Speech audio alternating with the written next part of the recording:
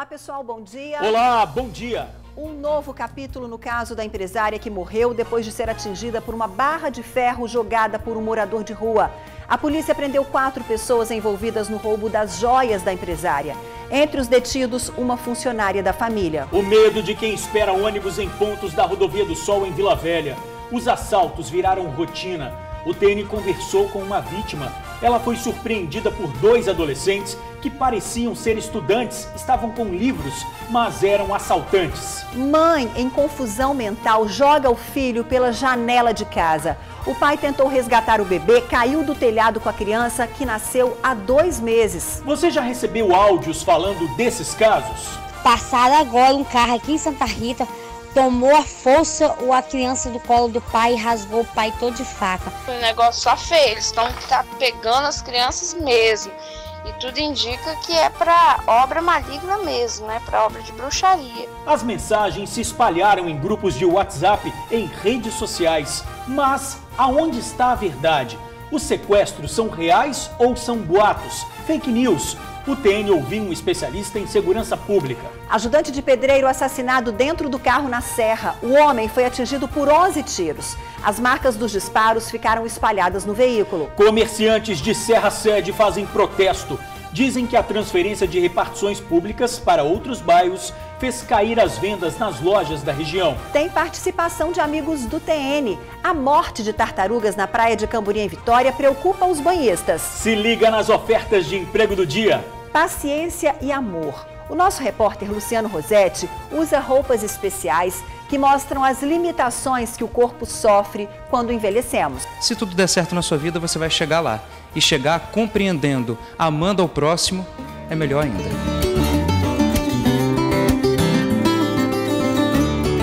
Tem muito mais no retorno do Tribuna Notícias, primeira edição.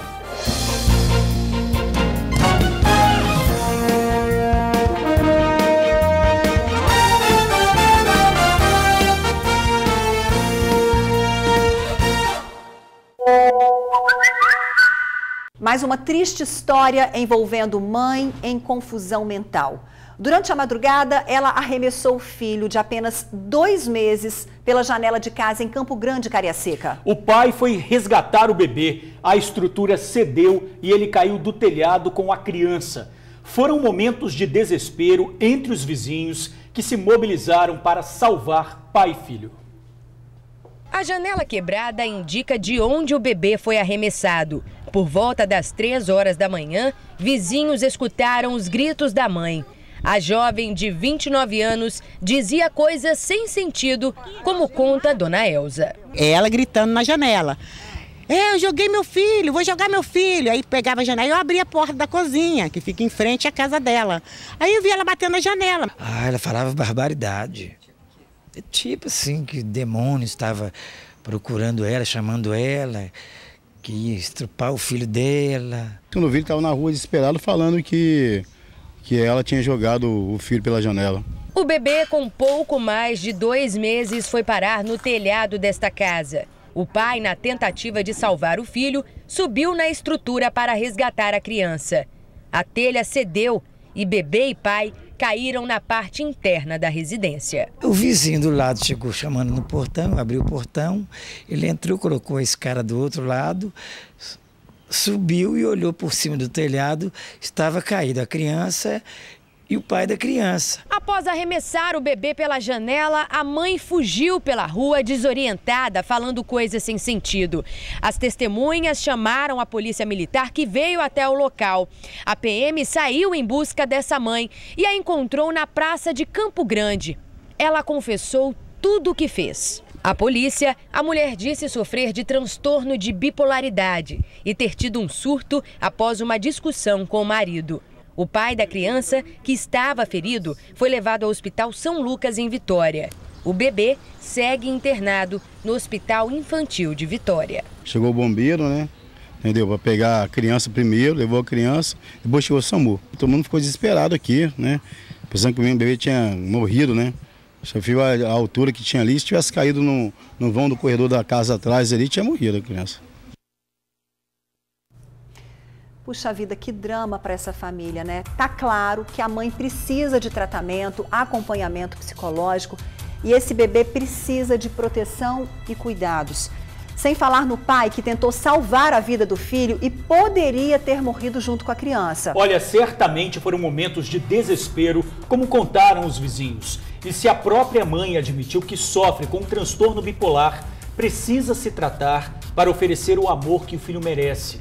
E a família é muito importante nesse processo. É verdade, a gente torce para a recuperação rápida desse pai e desse bebê. Um dos vizinhos confirmou que se a criança tivesse caído em outro local no telhado, a estrutura cederia e a altura era muito maior. A tragédia é praticamente inevitável. Nós ligamos para a polícia. A PM disse que a ocorrência ainda está em andamento e a mãe do bebê segue sob escolta policial no hospital. Olha, mais um triste capítulo envolvendo a família da empresária que morreu depois de ser atingida por um vergalhão arremessado por um morador de rua em Vila Velha. As joias da vítima foram furtadas. Já imaginaram? As peças valiam cerca de R$140 mil e teriam sido vendidas por R$3 mil. 4 pessoas foram presas e indiciadas pelo furto. Entre os detidos está a empregada da vítima. O repórter Luciano Rosetti tem os detalhes. Tá aí mais um capítulo dessa triste história que chocou os capixabas, né? Olá, Ingrid. Olá, George. Realmente, as joias teriam sido furtadas por Cristiane Barreto Gomes, de 45 anos. Ela seria de confiança da família, segundo as investigações. A Cristiane seria uma funcionária, na verdade, uma diarista de confiança. Ela trabalhava não só na loja da família em Campo Grande, mas também na casa da família da vítima aqui em Vila Velha. O furto das joias aconteceu no dia 8 de agosto e Cristiane foi presa no dia 20 de agosto também. Ela já tinha, inclusive, 2 mandados de prisão em aberto pelo mesmo crime, furto. E junto com ela, nesse caso, outras 3 pessoas também foram detidas. A gente está aqui na presença do delegado Marcelo Nolasco, titular da Delegacia Regional daqui de Vila Velha, e queremos saber, né, doutor, como é que esse caso, como que essa história chegou até vocês? Boa tarde. Boa tarde. Nós fomos procurados em agosto pela mãe da vítima, da Simone, e informados que, após esse triste episódio que comoveu a toda a sociedade capixaba, mais um fato aconteceu, o furto das joias dessa mulher que havia sido morta por aquele morador de rua. Sensibilizados, então, que ficamos, demos início às investigações desse furto de joias, localizamos a autora, que era essa diarista, e nas investigações vimos que houve um intermediário, um amigo dela, um italiano, que apresentou para ela 2 receptadores, comerciantes de joias em Vitória, e as joias foram vendidas por R$ 2.500 e esse dinheiro usado para consumo de droga. E, infelizmente, essa família, além da perda da vida dessa filha e dessa mãe de uma criança, ainda teve esse outro revés de ter uma grande perda patrimonial de cerca de R$140 mil. Como a gente está vendo muito bem agora nas imagens, né? Parte do material, parte das joias foi recuperada, né? As joias, parte dessas joias foram recuperadas e no valor total, né, de 140 mil, quer dizer, são joias caras, né, doutor? Ela deve ter ficado lá de olho nas joias, percebendo o comportamento da família, enfim, ela traiu a confiança da família, não é isso? Sim, é um furto qualificado pelo abuso de confiança, né? Ontem nós fizemos a busca e apreensão com os ourives, apreendemos uma grande quantidade de joias, não especificamente as joias furtadas da vítima. Várias outras joias também sem procedência. Nós estamos disponibilizando as imagens dessas joias para que a sociedade, reconhecendo alguma delas como sendo objeto de furto, nos procure. E tem outros 3 envolvidos, como o senhor falou agora há pouco, né? Um italiano e outros 2 que teriam sido compradores dessas joias. Qual foi o grau de envolvimento? Já estava tudo combinado, tudo arquitetado entre eles? Essa diarista ela é usuária de drogas e tem recaídas sistemáticas. Quando ela usa drogas, ela costuma usar juntamente com esse italiano. Então ela foi para um hotel, se hospedou em um hotel, comprou drogas, eles então venderam todas essas joias para esses 2 receptadores e usaram dinheiro em hospedagem, bebidas e consumo de drogas. Nós temos então a mulher que subtraiu as joias, contou com um amigo que fez a ponte entre ela e os receptadores, e os dois receptadores, que, diga-se de passagem, já haviam sido presos 1 ano atrás, exatamente pelo mesmo fato. Agora, quais foram as autuações dessas 4 pessoas? Já foram encaminhadas ao presídio também? Sim, a diarista já estava presa desde agosto, que nós aprendemos em agosto. Ontem foi dado cumprimento a mais um mandado de prisão contra ela e contra o italiano e os 2 receptadores. Tá? Estão todos encaminhados ao presídio desde ontem. Doutor Nolasco, muito obrigado. A gente acabou de falar com o doutor Marcelo Nolasco, ele é delegado titular aqui da Delegacia Regional de Vila Velha. Então, Ingrid e Jorge, um crime bárbaro que aconteceu, que a gente acompanhou, todo o noticiário do Tribuna Notícias acompanhou isso, né? A morte da empresária Simone Venturini, o crime que aconteceu em maio e mais um desdobramento lamentável que aconteceu, né, com essa família, pelo furto de joias caríssimas, né, no valor total de R$140 mil. Mas todas as pessoas envolvidas nesse crime já estão devidamente presas pela polícia, já foram devidamente punidas por esse crime, né? Ingrid e Jorge, volto com vocês. Luciano, obrigado. Olha só, gente, esse crime chamou a atenção na época, né? Não só pela forma como a empresária foi atingida por um vergalhão em pleno trânsito, né, Ingrid? Foi assassinada. A tragédia deixou mais evidente a necessidade de ações efetivas para tratar a questão dos moradores de rua. A Simone Tononi estava parada, como disse o Jorge, no trânsito e foi surpreendida por uma barra de ferro. O filho dela estava no carro. A criança, vocês lembram, ficou em pânico assistindo à morte da mãe. O homem que tirou a vida da empresária, Felipe Rodrigues Gonçalves, de 31 anos, foi preso 20 minutos depois. Ele está no presídio e espera julgamento. Um homem perigoso que já tinha diversas passagens pela polícia. Pois é, e como disse o próprio delegado, diante dessa tragédia, uma funcionária da família se aproveita da dor para roubar joias que valiam mais de R$100 mil, vendidas por R$3 mil. É para a gente aprender a que ponto pode chegar o ser humano, né? Uma pessoa que assistiu a todo esse sofrimento e tem coragem para agir assim, roubar. É mais que lamentável. Pois é, Ingrid, o que esperamos é que todos os envolvidos paguem de verdade por esses crimes. Vejam bem, moradores de diversos bairros da Grande Vitória estão assustados com um boato que se espalhou pela internet. São mensagens dizendo que bandidos, num carro escuro, estariam tentando sequestrar crianças e adolescentes. Olha, são mensagens de texto e áudios compartilhados por pessoas que garantem ter presenciado a ação criminosa. Mas um detalhe chama a atenção. Apenas um dos casos foi registrado na Polícia Civil. Especialistas alertam que é preciso cautela diante desse tipo de mensagem. Moradores do bairro Zumbi dos Palmares, em Vila Velha, protestaram por mais segurança no bairro após o suposto sequestro de 2 crianças na região. Na creche do meu filho, ali na creche ali, na principal ali, eles falaram que as crianças saindo da creche, 2, entendeu? Subindo em direção a Taíde, 2 crianças foram levadas para tirar órgãos para vender, para fazer esse negócio de magia negra, essas coisas que estão dizendo. O boato se espalhou há 2 semanas pelas redes sociais e não demorou muito para provocar terror nos pais. Neste post, os internautas são alertados sobre uma suposta onda de sequestros na capital e em outros 3 bairros de Cariacica. Este outro relata 5 tentativas de sequestros de crianças em Soteco, Vila Velha, e também em Bela Aurora, Cariacica. E mais pessoas comentam que em Cocal e Coqueiral de Taparica, Jaburuna e Aribiri, em Vila Velha, teria acontecido a mesma coisa. Do nada passou um carro preto, parou, abaixou o vidro de trás e ficou analisando as crianças na nossa rua. Depois de analisar todas as crianças da rua, levantou o vidro e ficou mais ou menos umas meia hora parada. Só não conseguimos ver a placa, né? Quando ninguém vai chegar perto. Os boatos não param de ser compartilhados. São vários áudios feitos por pessoas que dão certeza sobre outras tentativas de sequestro violentas em toda a Grande Vitória.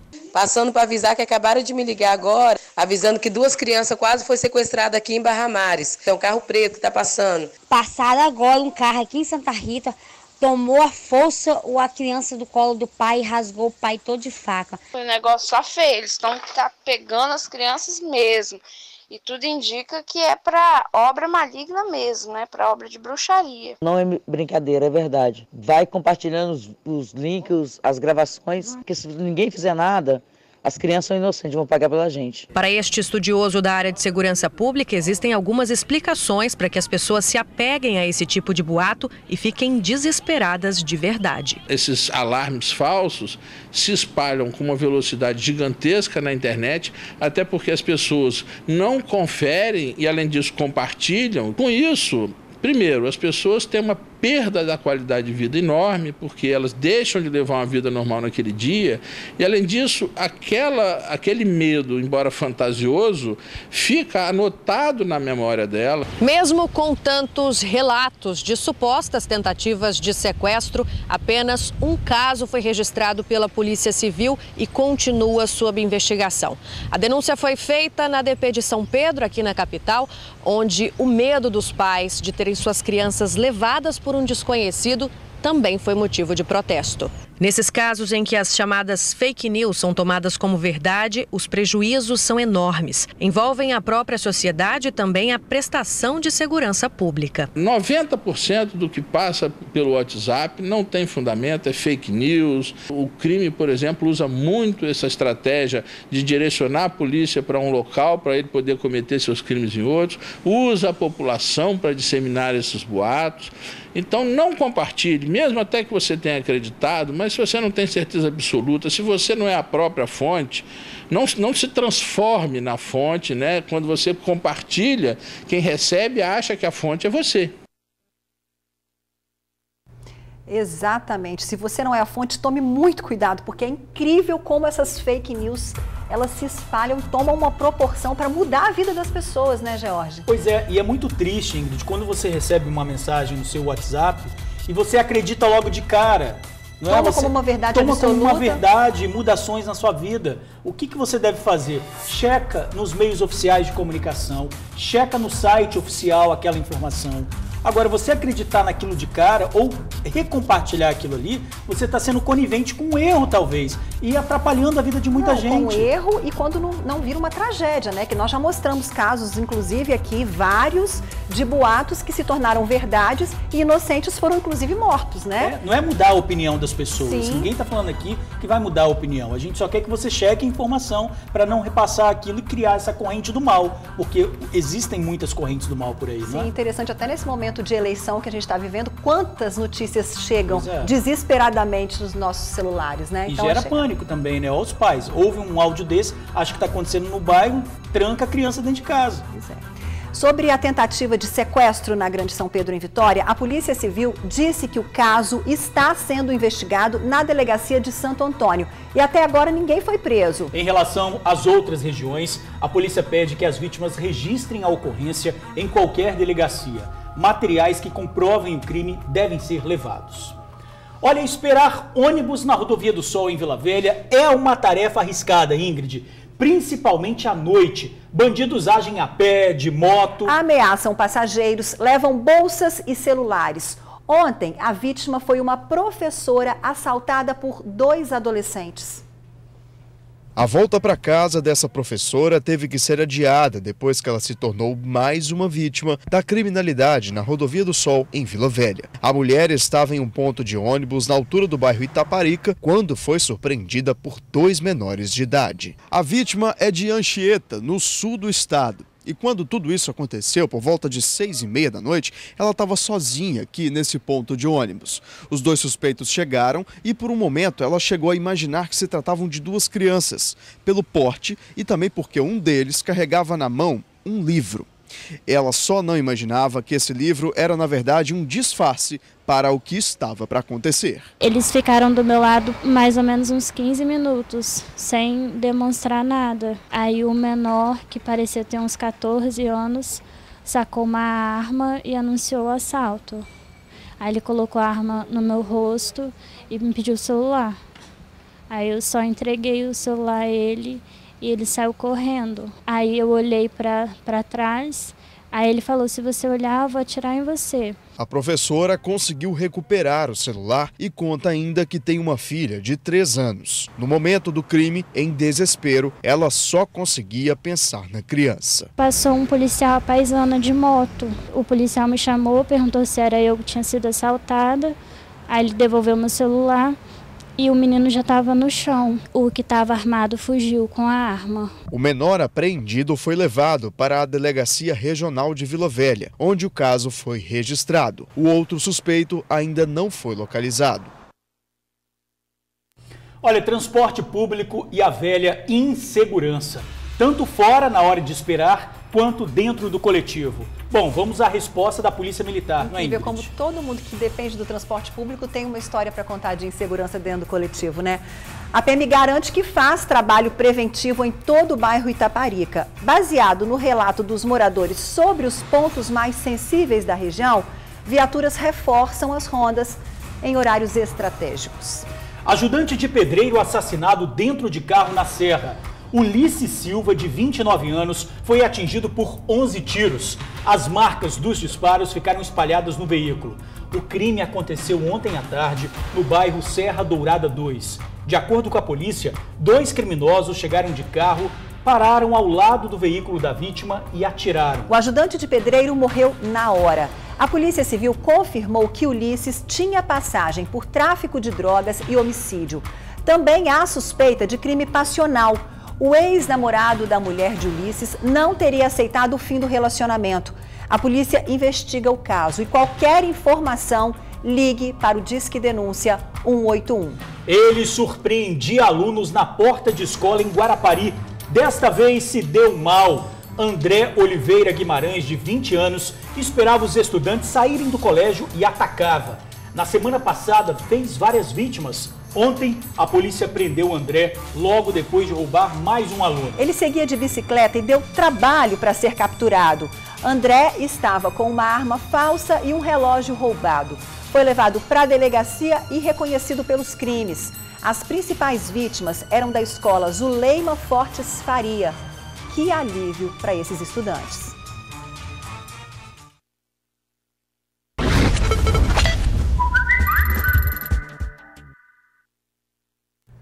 Mortes de tartarugas na praia de Camburi, em Vitória. A situação deixou um amigo do TN preocupado. Ele registrou a situação e mandou um vídeo pra gente. Foi no último fim de semana. Uma. Tem outra lá. 2 tartarugas. E lá na frente tem outra. 3 tartarugas no final da praia de Camburi. É triste. Ah, os urubus estão fazendo a festa. A tartaruga ali é bem grande. Lembrando que essa região aí da praia já foi alvo de vários protestos por conta da poluição. A Secretaria de Meio Ambiente de Vitória e o projeto Tamar disseram que não receberam denúncias sobre esse caso específico. Para denunciar, basta ligar para 156. Olha, a gente só consegue sentir a dor ou o problema de alguém quando vivemos a mesma realidade que a pessoa vive, não é? Você já parou para pensar como o nosso corpo sofre várias limitações quando nós envelhecemos? Você vai aparecendo um negocinho aqui, uma dorzinha ali, né? O nosso repórter Luciano Rosetti viveu um dia de idoso e mostra como é importante o nosso carinho e a nossa paciência com quem chegou à idade que, se Deus quiser, nós vamos chegar. Olha só, eu vou ser bem sincero com você. Essa não é uma reportagem, não. É uma experiência de vida. Eu estou acompanhado do Dr. Rony, que é geriatra, e da enfermeira Camila, que vão me dar uma ajudinha nessa experiência. Tá vendo essa sala? Pois é, um espaço preparado para mostrar para as pessoas quais são as principais dificuldades que um idoso tem no dia a dia. A nossa oficina se propõe a simular as deficiências que podem ocorrer na velhice, né? E a nossa proposta é que as pessoas que lidam principalmente diretamente com o idoso, tanto em serviços, cuidadores, ou até mesmo familiares, né, que estão no dia a dia com o idoso, possam sentir aquelas dificuldades que o idoso possa ter. Agora sim, vamos lá. A Camila me ajudou a colocar todo o equipamento que reduz a mobilidade das pernas, movimentos dos braços, pesos nos tornozelos e pulsos, luvas para diminuir a sensação de tato das mãos, uma espécie de cinta e, por último, esses óculos, que a gente não enxerga quase nada. Teste número 1, calçar os tênis. Pois é, essa primeira parte aqui eu sofri, viu? Rapaz, calçar os sapatos aqui, ou tênis, qualquer coisa, chinelo que seja, é muito complicado, muito difícil. Depois de tudo isso, ainda tenho que levantar da cama. Segunda parte agora, né? Eita, vambora. Teste número 2. Subir escadas e depois de subir tenho que descer uma rampa. Agora vem outra dificuldade, passar por esses obstáculos que simulam uma calçada desnivelada. E essa imagem de ônibus não está à toa aí não. Tenho que fazer de conta que vou embarcar no coletivo. Toda essa dificuldade para entrar, para dar sinal, bengala que cai no chão, documento que não consegue pegar direito, subir no ônibus, que é um suplício danado, para ser mais sincero, né? Depois de todo esse esforço, toda essa maratona que ainda tem alguém sentado numa vaga de idoso no ônibus, né? E assim, deve ser muito penoso, muito difícil. Saindo do ônibus, fim dos testes. Mas antes eles me oferecem um pouquinho de água para beber. Até para matar a sede é difícil. Bom, agora fim do teste, eu tô até meio suado aqui, já liberei um braço, tá tranquilo, mas olha, que coisa válida, né? Se Deus quiser, seremos todos idosos, então essa é a consciência. Para a gente cuidar do idoso, a gente tem que sentir na pele como é que é, né? Não é todo idoso que vai ter esse problema, mas quem tiver esse problema, a gente tem que ter uma maior compreensão, mais paciência, né? É uma experiência muito válida e o objetivo mesmo da oficina é sensibilizar nós adultos que estamos nesse processo de envelhecimento a entender um pouquinho o que é esse envelhecimento e as limitações. É o que fica nessa mensagem, né? Camila, né? Doutor também, né? É a pessoa compreender o que significa ter paciência, ter compreensão, empatia pelo idoso. Porque se você não se tudo der certo na sua vida, você vai chegar lá. E chegar compreendendo, amando ao próximo, é melhor ainda.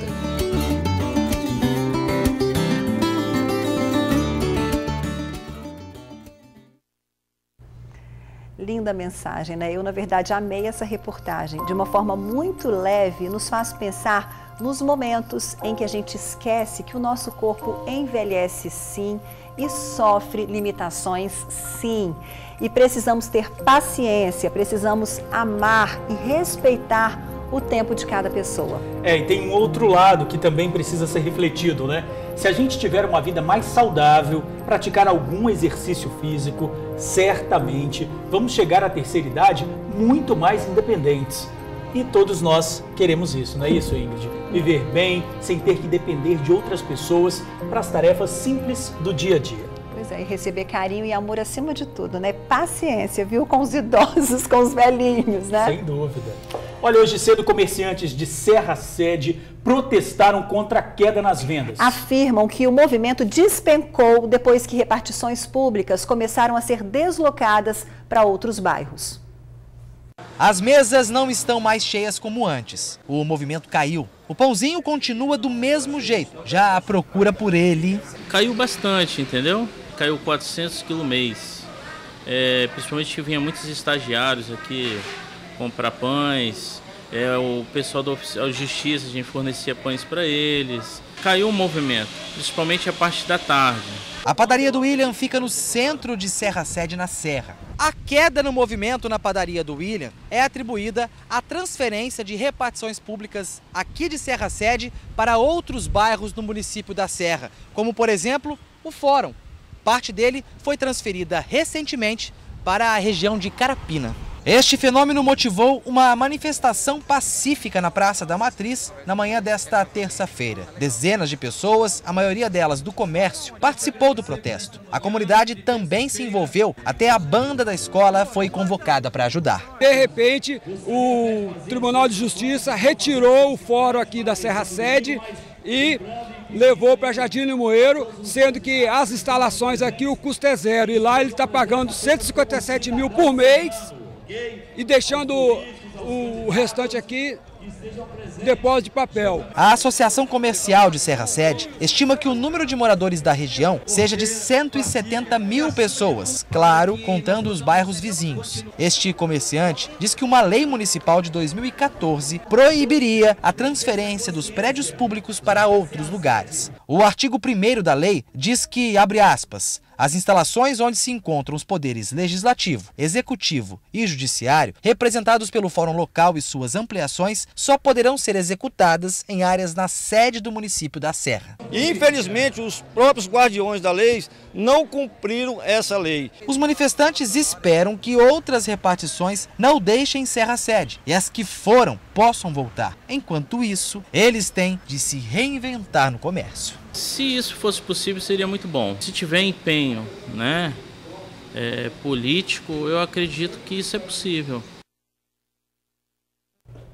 Olha, a Prefeitura da Serra disse que tem mantido diálogo com os comerciantes e está finalizando o projeto para construir um novo centro administrativo em Serra Sede. Além disso, afirma que há um projeto de revitalização do bairro em andamento, um pedido dos comerciantes. Nós tentamos contato com o Tribunal de Justiça para saber sobre a mudança, mas o expediente só começa à tarde e não tivemos retorno. Hoje, as famílias desabrigadas, depois de uma reintegração de posse em Vila Velha, começaram a ser transferidas para o CRAS de Morada da Barra. 23 famílias viviam em um terreno que foi retomado por ordem judicial e foram abrigadas em uma escola do bairro. A repórter Carol Fernandes esteve lá e fala sobre essa mudança. Boa tarde a todos no estúdio, boa tarde a você, amigo do TN. Nossa equipe está aqui no CRAS de Morada da Barra, para onde as famílias começaram a ser trazidas na manhã de hoje. Por volta das 9 horas da manhã, alguns ônibus chegaram aqui. 3 caminhões vão fazer a mudança dessas pessoas. Todas as 23 famílias que ocupavam a escola Darcy Ribeiro, que fica bem próxima aqui, serão trazidas para cá até o fim do dia. Eles ocuparão alojamentos, cada família vai ocupar alojamentos como esse que vocês estão vendo aqui atrás. Também foram disponibilizados um refeitório, banheiro, tudo que essas famílias precisam para ficar aqui temporariamente. Sobre isso, eu converso agora com o secretário municipal de administração de Vila Velha, Rafael Gumiero. Rafael, como é que fica a situação deles agora, nesse momento? O que vocês prepararam e como é que eles ficam aqui a partir de agora? Como você relatou, é um cumprimento de uma ordem judicial na manhã de hoje, de desocupação da escola Darcy Ribeiro, e essas famílias estão sendo transferidas para esse espaço que foi adaptado pela Prefeitura Municipal para poder recebê-las. A escola são 1.022 alunos, precisava desocupar para poder voltar à regularidade das atividades escolares lá na escola. O espaço aqui é um espaço digno, seguro, foi adaptado pela Prefeitura, tem um alojamento para cada família, refeitório, cozinha, esse espaço de vivência, parquinho também para as crianças, enfim, é o espaço que está sendo viabilizado e que foi providenciado pela Prefeitura em função da contingência do momento. Obrigado, secretário. Nossa equipe permanece aqui no CRAS, vocês conferem mais tarde, logo mais no TN, segunda edição, uma matéria completa sobre a situação dessas famílias e como elas estão chegando aqui, como elas estão recebendo esse novo espaço. Carol Fernandes, para o Tribuna Notícias, primeira edição. O secretário disse ainda que tenta viabilizar o aluguel social para as famílias, mas isso é um projeto para médio ou longo prazo. Continua em estado grave o bebê agredido dentro de casa no bairro Jardim Botânico, em Cariacica. A criança de 27 dias teve traumatismo craniano e está internada no Hospital Infantil de Vitória. O pai do bebê foi autuado por tentativa de homicídio e está no presídio. Vizinhos alegam que o suspeito é inocente. A mãe do bebê tem problema mental e afirma que o filho de 6 anos foi o responsável pelas agressões. A criança tem autismo e acabou sendo encaminhada para um abrigo porque a mãe teve uma crise e foi levada para a unidade de atenção clínica. Olha, ainda não há previsão de alta para o bebê. Nos últimos 11 dias, ele foi levado ao hospital 3 vezes. O Conselho Tutelar acompanha o caso e ainda vai definir o destino da criança internada. Assim que ela tiver alta, pode seguir para um abrigo ou deixada aos cuidados de parentes. Na verdade, é uma família que precisa ser cuidada, E a gente volta a falar também sobre o caso do bebê atirado pela janela em Cariacica.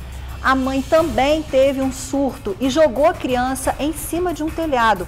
O pai foi salvar o filho e os dois acabaram caindo lá de cima dentro da casa de uma vizinha. A mãe do bebê é uma jovem de 29 anos. Antes de jogar o filho, ela gritava e dizia coisas sem sentido.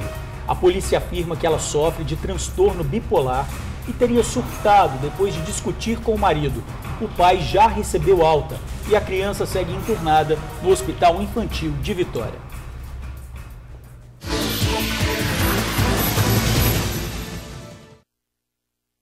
Emprego em supermercado são chances para repositor, embalador, balconista e operador de caixa. Não perca tempo. Mande o currículo para oportunidades@carone.com.br ou leve o documento em qualquer loja Carone.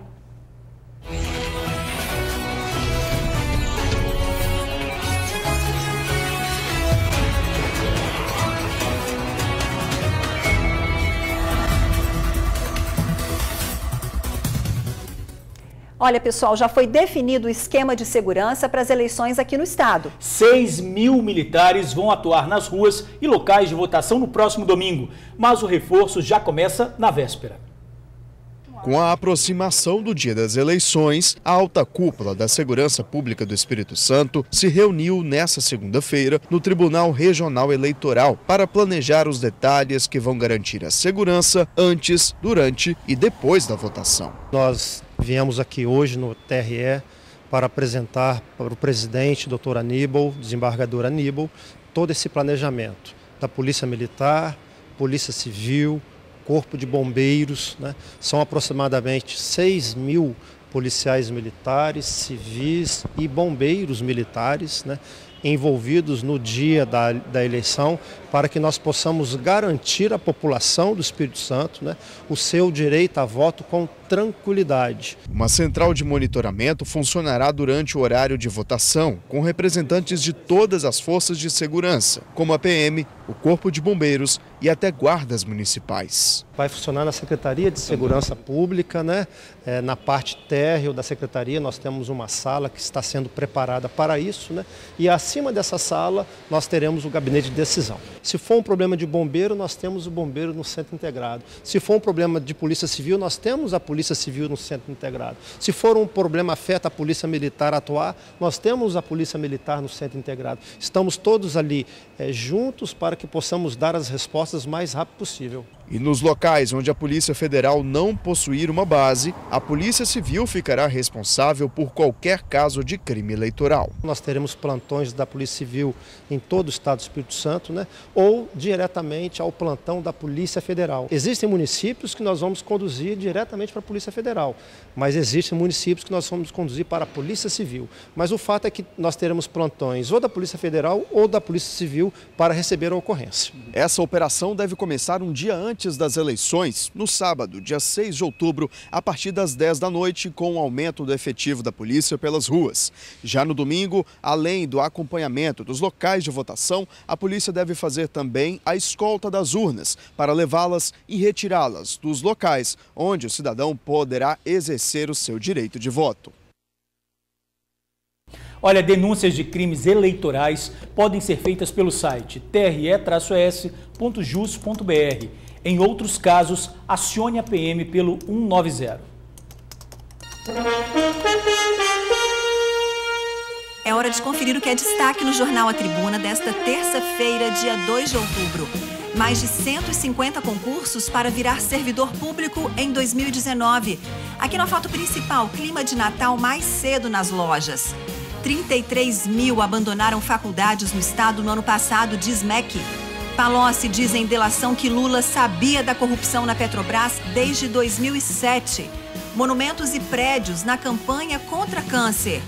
E ainda destaque no Jornal A Tribuna desta terça-feira. No AT2, não sou exigente com mulheres, diz galã solteiro. Ibope mostra Bolsonaro com 31% e Haddad 21%. E Vasco sai da zona de degola.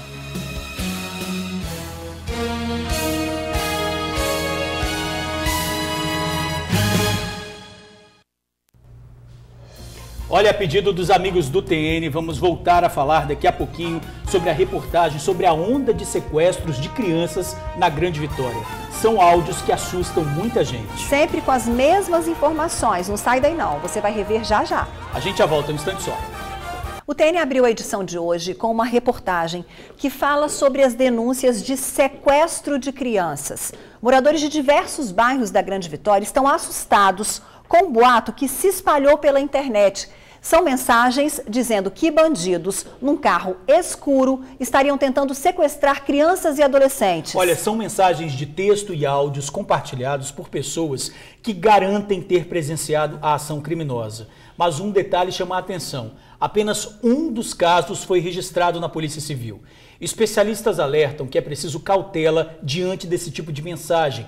E a pedido dos amigos do TN, nós vamos rever essa reportagem agora.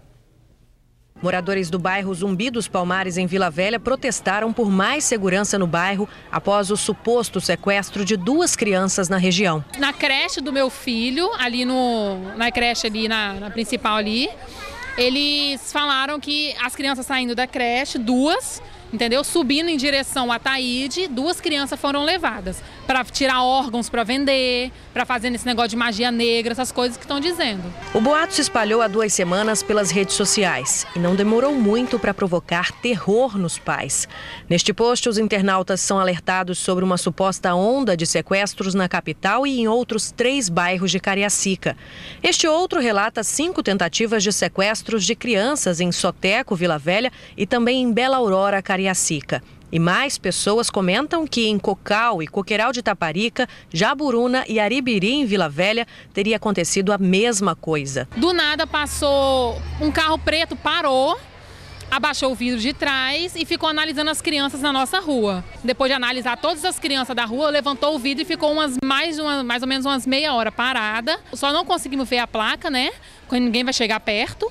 Os boatos não param de ser compartilhados. São vários áudios feitos por pessoas que dão certeza sobre outras tentativas de sequestro violentas em toda a Grande Vitória. Passando para avisar que acabaram de me ligar agora, avisando que 2 crianças quase foram sequestradas aqui em Barra Mares. É um carro preto que está passando. Passaram agora um carro aqui em Santa Rita, tomou a força a criança do colo do pai e rasgou o pai todo de faca. O negócio só feio, eles estão pegando as crianças mesmo.